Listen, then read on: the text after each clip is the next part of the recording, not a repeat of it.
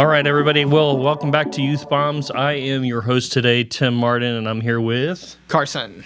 And Carson wanted to talk a little bit about this dust-up between Thomas Massie and Donald Trump. This is, I guess, this issue 2.0, because we had one of these in the first go-around with Trump, but this one just seems a little bit different. Carson, what was your kind of main takeaway, and then we'll kind of go through it from there. Yeah, well, I think that, the reason there's always this like age-old political debate about pragmatism versus principle, and I think that it's struck up again.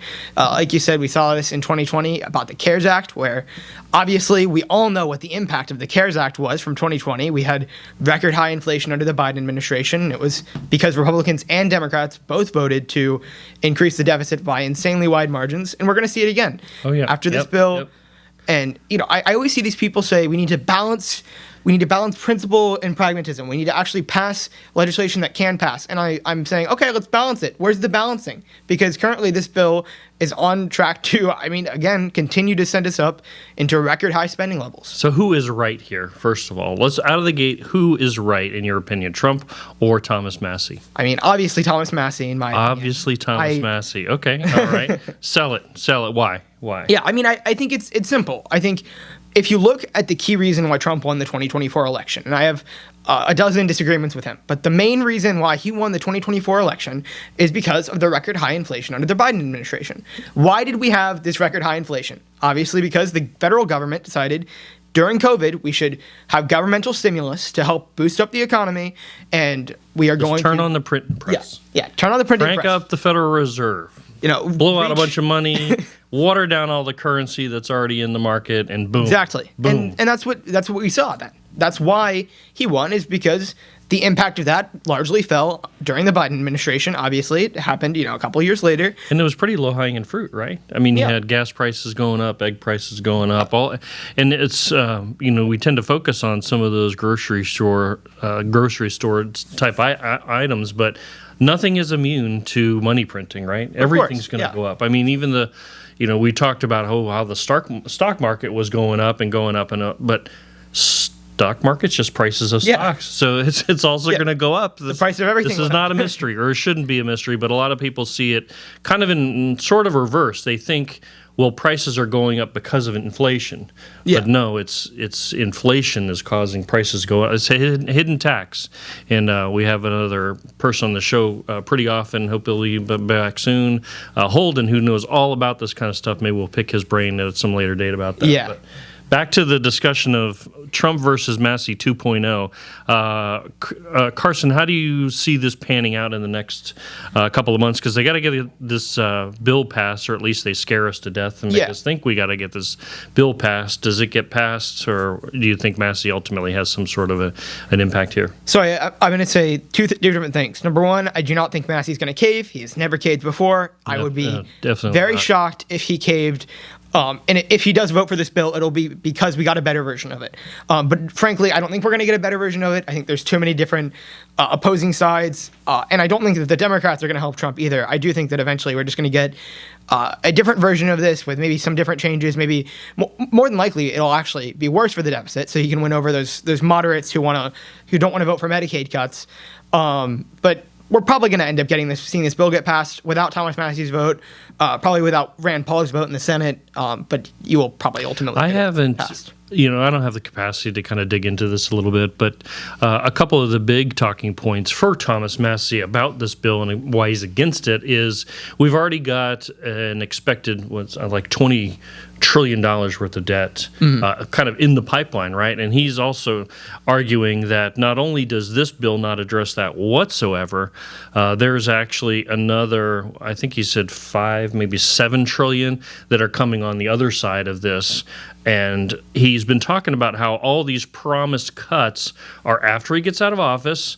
And if we get somebody else in the office, they can certainly eliminate the cuts and balloon the debt and deficit even more. What do you make of that argument? Do you think that's a valid argument? Yeah, obviously, a lot of the Medicaid cuts don't come into effect. I believe the earliest a lot of them come into effect is 2027, but most of them 2029, which would be after Trump leaves office. So if the Democrats do end up taking back control of the Senate and the House, you wouldn't see, number one, you wouldn't see Republicans face real, like if people do lose healthcare coverage, which would obviously be an impact, sure, you would not see Republicans take political accountability for that because it would happen under a Democrat. And also, Democrats could just reverse these cuts. Yeah, right? I mean, you would. This actually, I just had a thought bubble. This reminds me of kind of those furniture commercials where they say like 3 years, same as cash. Like you don't have to pay for it now. You just got to pay out the nose later, and that's the theme of what is kind of going around here. We don't have to pay for it now. We've become this just overly consumerist society. So this is one thing that I hope that we do not buy. Yeah, I do think that we should all, I appreciate Thomas Massie. I think he's the best House rep in the House by far, with little competition. And so I would really like to see, I'd love to see more Republicans stand up. I doubt it. What I would really like to see is more Thomas Massies in the House. I think that he's been saying that there's a lot of representatives and or senators who have actually confided in him that they agree with him. They just don't have the stones to go out there publicly against Trump. But what I can tell you is between the bombing and let's say Monday, Tuesday, I felt like there was a little bit of a shift in Trump's cheerleading of the bombing, and I think it's because Thomas got so much support, particularly in public, and there were so many people who were really on top of this issue. I kind of felt like it pulled him back a little bit, but I don't know. What do you think? I mean, I do think that Trump, I don't think he's really beholden to anyone but, a little bit to clear. his base. Yeah, and so I think that whatever he wants, he will do, and I think the only real place that you're going to see that change is with his own base. And so I think when you saw the base rally around Thomas Massie, I do think that had an impact. I'm not sure if it has enough of an impact, especially because you have all of these different lobbied interests in Trump's ear. And as much as, he doesn't, when all you're hearing is different hawkish people in your own administration, I do get skeptical that you're going to be able to tune that out completely. We'll see as far as the Iran stuff goes, but I'm just really, I think at the end of the day, Trump's going to try to primary Thomas Massie as he did in 2020, and I think it's going to go very similar to how it did in 2020, where Thomas Massie won against his primary challenger by, I believe, a net 62 points. So it was 81-19. He crushed that guy. Yeah, crushed him. I mean, even if the next guy does doubly as good as the last guy does, there's few votes that even come to mind that were that lopsided. Yeah, exactly. And that's just annihilation. So, do you think that there is any viability into primarying Massie at all? You think Trump will eventually lay off of that, or what? I don't think he'll lay off of it. I think he is a little bit egotistical, and I think he thinks he can do it.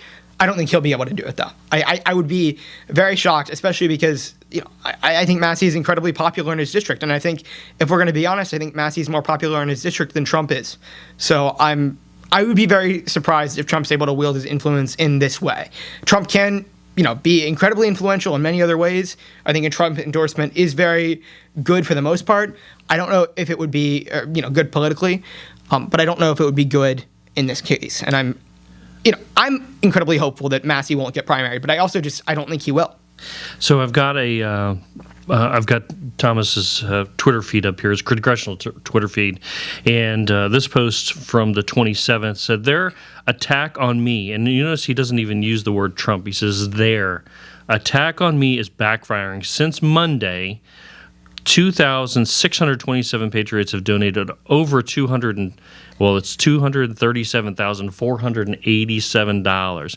It would be great if we reached 250,000 by Saturday. The super PAC bought $430,000 of ads against me for this coming week, but we have to go buy ads cheaper for a real campaign." So this is sort of playing in Massie's favor, or at least he's using it for good, so to speak. Have you donated to his campaign yet? I can't say I have. Okay. What I will say is that I think that Thomas Massie, it's clear in a lot of the populism that gets attached to Donald Trump, I think Thomas Massie is actually doing, because he's not taking all this money from AIPAC, which is I believe it's the biggest super PAC actually when it comes to raw dollar donations, and so he's not taking that money. It is. Yeah. He contends that AIPAC is in everybody's pocket in Washington. Well, and they're not whatever this, you've got to file as a foreign lobby organization, and they're not. Yes. Yeah. So it's, and he would like to see that. That's probably a whole nother episode. Yeah, exactly. Yeah.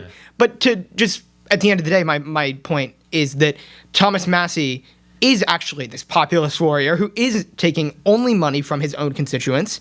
Obviously, there's probably, you can point to something, but for the most part, I think that Thomas Massie is grassroots in a way that if you look at the amount of money Trump has taken from AIPAC, I'm not really certain that you can say the same. So I'm incredibly skeptical of Donald Trump for several reasons, but this is one of them. I really don't think this is going to play into his own favor, especially when if you look at what actually is making America great again, it's Thomas Massie's policies. So, which is a perfect segue to my closing question for you, Carson. Is Thomas Massie more MAGA than Trump? Of course. If you look at, as I started this, of course, no, you didn't even pause. Oh, not at all. If you look at why President Trump got elected in the first place, it was to end the Biden era inflation. Mm-hmm. And how you do that? Thomas Massie's policies. It's not pragmatism, it's principle. So. Very good, very good. Well, I appreciate you joining us here. Thanks for Carson for stepping in. If you want to send us an email or something, just do so at youthbombs@alatrorepublicans.com. Make sure you check out all the socials and all that stuff, and we will see you next time. Thanks for showing up. Bye.